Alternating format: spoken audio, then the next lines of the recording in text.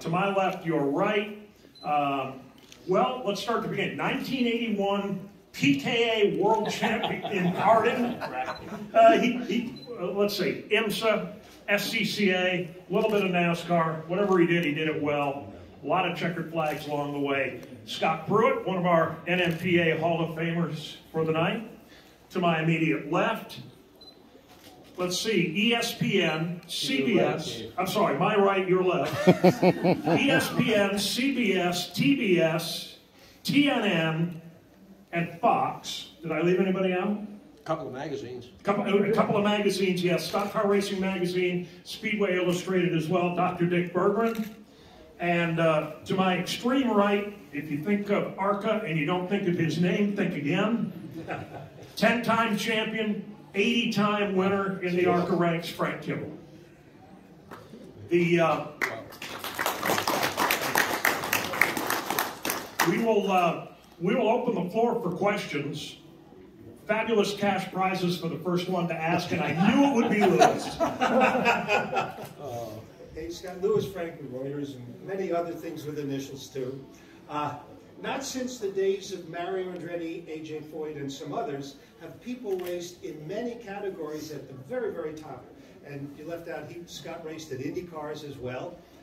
Is there any type of top racing you wish you would have had a shot at?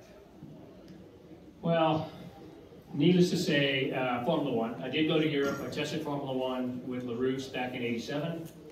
And even then, when you look at the political arena there was for Americans to make their way over, it was going to be difficult. And so even though I went over, I had an incredibly successful test, I ran really well. I was right after the race there, so Philippe Alliot was there and gave me some guidance. We tested it in Estoril. And it just seemed like it was going to be too difficult of an opportunity for an American to get there. So refocused my attention on that next step, which would have been if Jack Roush would have had his way, NASCAR, and maybe looking back, I should have headed that direction. But being go-karting and all the open wheel stuff I've done, signed on with True Sports at the end of '88 for '89, '90, '91, and there we go, off and running. This is for Dr. Berggren.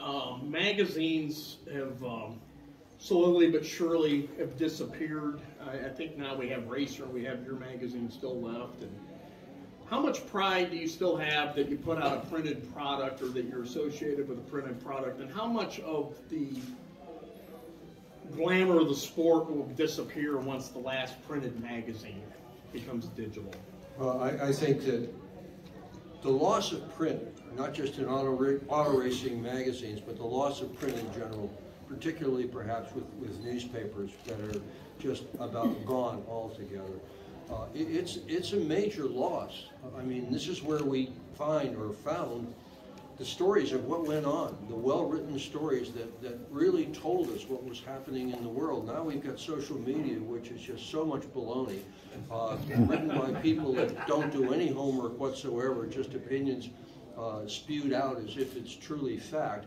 I'm proud of the magazine. Speedway Illustrated came to be because a bunch of guys from Peterson Publishing decided that when they bought Stock Car Magazine and Open Wheel that they didn't need any of the staff. So they let us all go, the entire staff. We had ad sales people, we had artists, we had production people, we had writers, we had photographers, we had everybody we needed to do a new magazine. And believing that people were the heart and soul of publishing, it took me 9 months when I finally found the money to get it started. And so Speedway Illustrated is still going. It's 20 years old. It's just amazing, and I'm damn proud of it. You got it. Yes.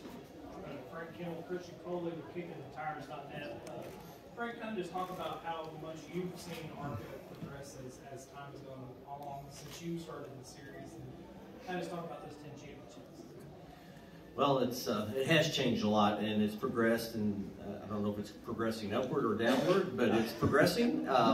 But you know, our racing world has changed, you know, pretty much across the board. And you know, when I started racing, you had the Keselowskis, you had the Ventrinis, and you had 5 or 6 teams that were going to be there with the same driver the entire show. And you know, that was important. I think you had the cornerstone teams that you had these young kids coming in that was trying to beat. Now you pretty much have all young kids there, and they're all paying, you know, pay-per-view rides. They're talented young men, and nice young, a lot of them very, very nice young men and women. But I worry about the product that the sport's going to be putting out in 10 years, because there's a lot of great race car drivers that are never going to get this opportunity to do what we got to do. So. That part's a little bit worrying, but I'm an eternal optimist. I think that things will turn around and things will get better. The series is starting up on an uphill swing now with the carbon fiber, or not carbon fiber, but the plastic bodies and stuff that we have now, like the Xfinity teams. The motor program with Ilmore has been a godsend to the bigger race teams. It saves a ton of money. So I think there's some progress going towards it. Of course, being NASCAR owned now, we'll give it a lot of meat to stand on. So I think there's a lot of good things to come. Yes. Tucker, one last one on sports is for Frank Kimmel. Now, Frank, I believe you ended your ARCA career with, I believe, 80 wins, but famously you never won a race at Daytona. So what does that say about your career? That Daytona? How about that? No, yeah, it's, you know, that's that is a little bit of a glitch, you know, without a doubt. I wish we were close on a few occasions there. We were through the Bobby Gerhard years where Bobby just really dominated that track, and Kyle Busch. We were very strong at times, but as we all know, and any racers know, that you can spend, especially an ARCA budget, you can spend half your budget at Daytona really quick and really easy. And we just refused to do that. My brother and I, we were short track racers. We knew that was our bread and butter. We knew that's where we were going to be strong. We got that program off and running really well. Then we improved our 1.5 mile program and started winning races there. The Daytona Talladega thing, I think we built one new car in the 20 some odd years that we raced for there. And it's tough. I mean, honestly, it's the easiest place in the world to drive. Talladega is easier, but Daytona is very easy. And maybe that's why we have different winners there, more so than the other tracks where you got to let off the gas. I just want to talk about what he's saying. You have those tracks. I've won in all these races all over the world and incredible success. But I've never won at Indy. You know, I've been there, IndyCar, NASCAR, sports cars, a lot of years, and have multiple second places. And there's just something where there's those key races, that key race, Daytona, Indy for me, that you never got to victory lane. I raced for 50 years and never got to victory lane there. So there is those ones, you say that they've got away, but there's a few of those memories and those wins that you never got, and that would have been one that I never got. Well, but then consolation, guys like Bobby Allison ended his 84-win career with never even won a race at Martinsville. Yeah, yeah. I mean, there is those, and you look back on your career and you just don't know how they slip through your fingers. For the record, Dick and I never won at Daytona either. I either. Not Indy either. No. Yes. In fairness, you finished second at Daytona at least once, and you've got 2 Talladega wins, so not too bad. But starting out in ARCA, we all know it's a training ground, and it's not just a training ground to drive and to get used to the different tracks, but also to deal with the media and TV and all that. And you seem to have adapted not only obviously in the driving department, but everybody you talk to, sponsor reps and media. You've also been, terrific in a boardroom, just like you are at the racetrack. How did you learn to adapt as ARCA? I mean, you've seen the changes in ARCA from your first race in '90 up until the last one in 2015.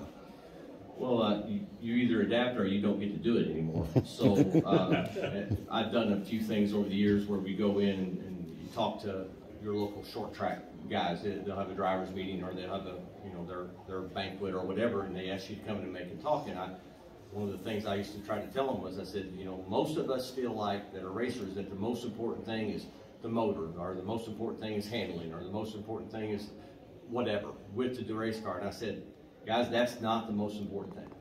Pure and simple, that's not it. The most important thing is whoever's putting their name on that quarter panel gets what they want.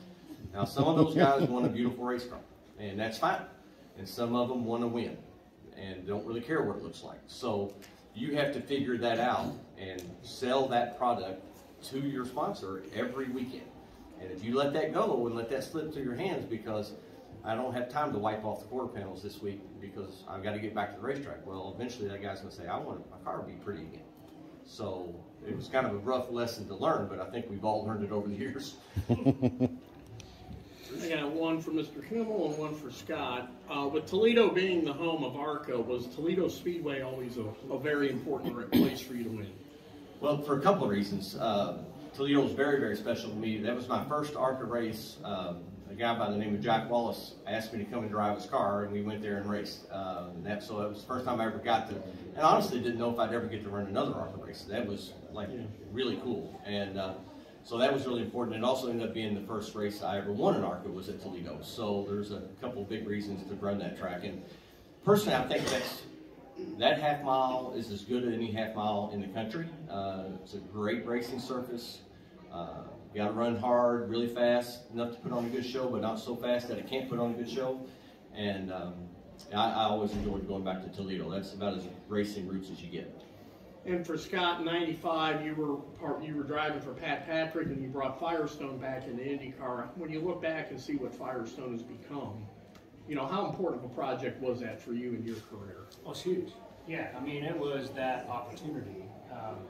Because, I signed on with True Sports '89, Rookie of the Year at the Indy 500 that year. And then in '90, had this horrific crash. So, shattered my ankles, broke my knees, broke my back, out for not quite a year, but close to a year before I came back testing. And then with Steve Horn's view of American-made, American chassis, as much as I believed in that, unfortunately it didn't play out well. And so with go-karting, going back to go-karting, I was a factory driver for Bridgestone, stayed close with those guys for a lot of years. Bridgestone had bought Firestone a few years back, and so that right opportunity came together in '94. So in '94 it was interesting because I won my first overall Daytona driving a Nissan on Yokohama tires.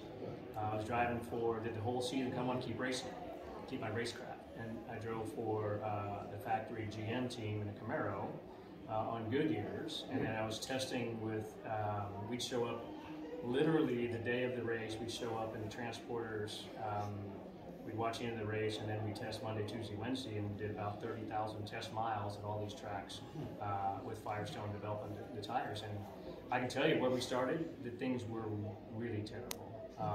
And then where we ended up was quite spectacular. And to win the first year that they were in competition, how important was that? That was, that win, because it was so monumental on so many levels. It was my first IndyCar win. It was Pat Patrick's first win back, and it was Firestone's first win back since they had left the sport. And so on so many levels, and then for the way it came down, I mean, he passed me going underneath the white flag, and then going down the back straight, I faked to the inside, he covered, I went straight to the outside, and for me, it was checkers record. Either I was going to crash or I was going to win. I didn't care, 230 miles an hour. Yeah. A good time. Yeah. Jared? Jerry Jordan, Kicking the Tires. It's a pretty basic question, but we have a very diverse panel up here running our NMPA Hall of Fame. A lot of people presume that this is the NASCAR Hall of Fame, NASCAR Motorsport Press Association. It's actually, we cover all forms of racing, which shows. So for each of you guys, what did it mean when you got that call and you were told that you were going to go into the NMPA Hall of Fame? Well, you know, I was pretty shocked, you know, and I really didn't know exactly what to think about it, and then I started getting phone calls from ARCA and Kevin and some other people that said, hey, you know, this is a pretty cool deal, and you know, for me to think I'm sitting here with Dick Berggren getting an honor that he is remarkable. I mean, this is a legend, you know. Scott Pruett is a legend, and I'm a guy that was watching on TV and thinking, man, that's really cool to get to do that. So I feel very, very privileged to be here. Like, I think I speak for all of us that it's a big deal. There's no doubt about it. When you look back at your career, all of us have been around for a very long time, and you say, did you do okay? If this group asked you to be in their Hall of Fame, you did okay. Yeah, I have to echo that. It's a great story. I'm going to let Kelly tell that later. However, I was in Mid-Ohio. I was working together with Jimmy Johnson and his move from NASCAR to IndyCar as I went from IndyCar to NASCAR. And it absolutely humbled, honored to be part of it, and so blessed. And it absolutely came out of the blue.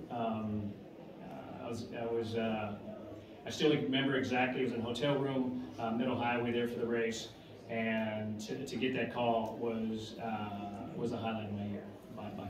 I got that beat, by the way. I don't know if anybody heard, but they called me, Kelly did, and I ignored the call. I didn't know the number, and I'm not answering, you know? So,